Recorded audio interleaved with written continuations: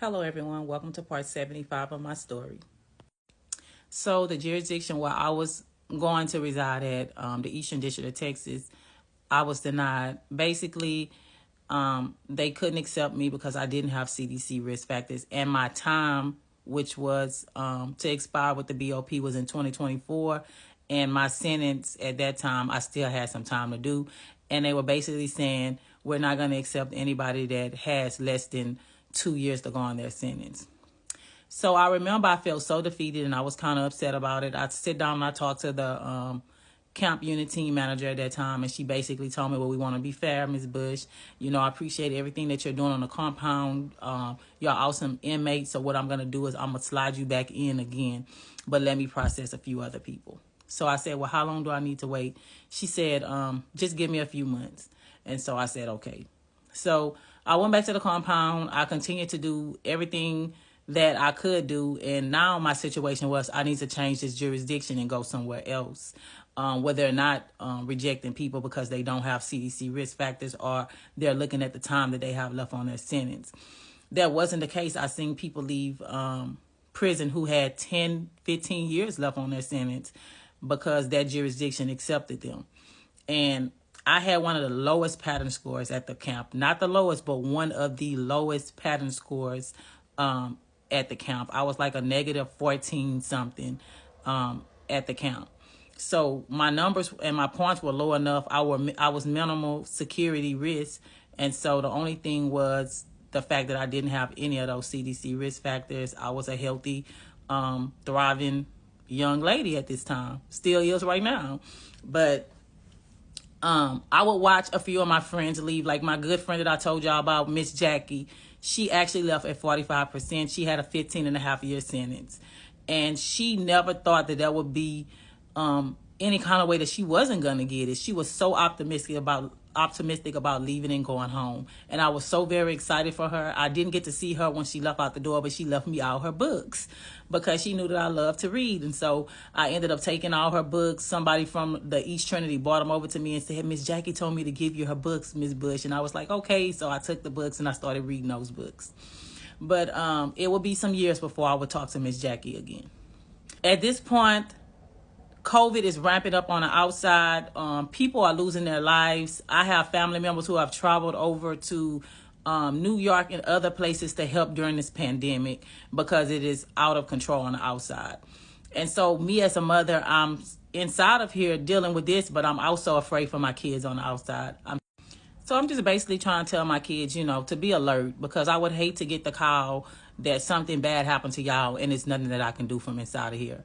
And at this time, no one in my immediate family has succumbed to COVID. And I'm still not sure if anyone did. I know that my sister's husband, my brother-in-law, lost multiple family members at this time during COVID, even his sister, who was one of my classmates. So people were actually losing their lives, and it was a serious matter.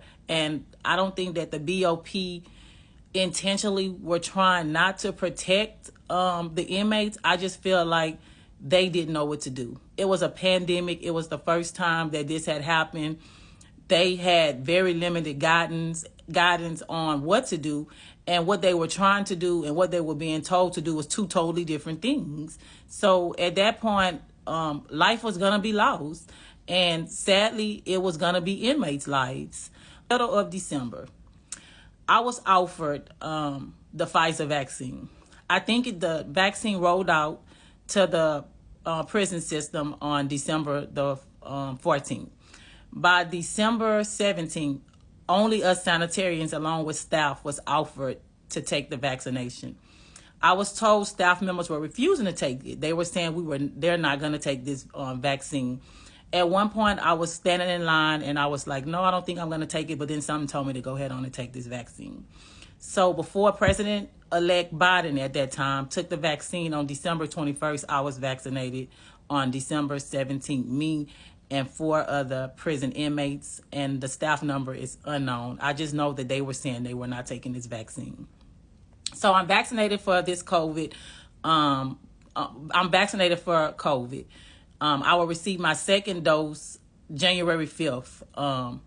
in which me and one of the other sanitarians went down to medical. Compound is still on modified operations. There's limited movement.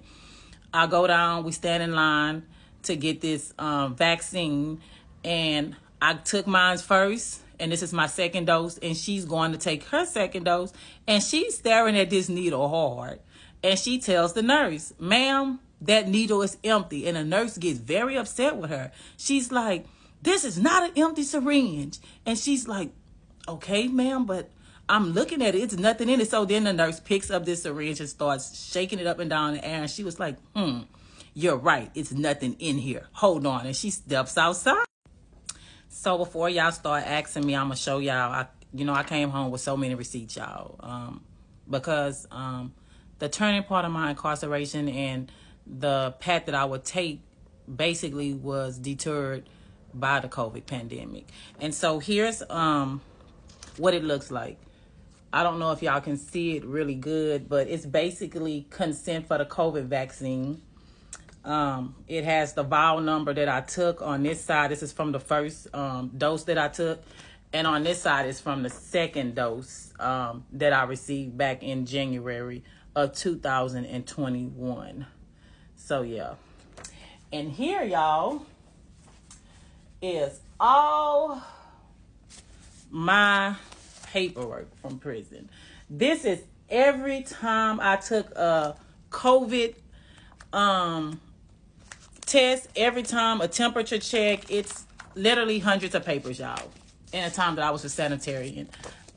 It's basically the basis of my medical records. I didn't have any health conditions that had me going down to medical for anything. So basically most of my medical records coming from prison is pertaining to COVID.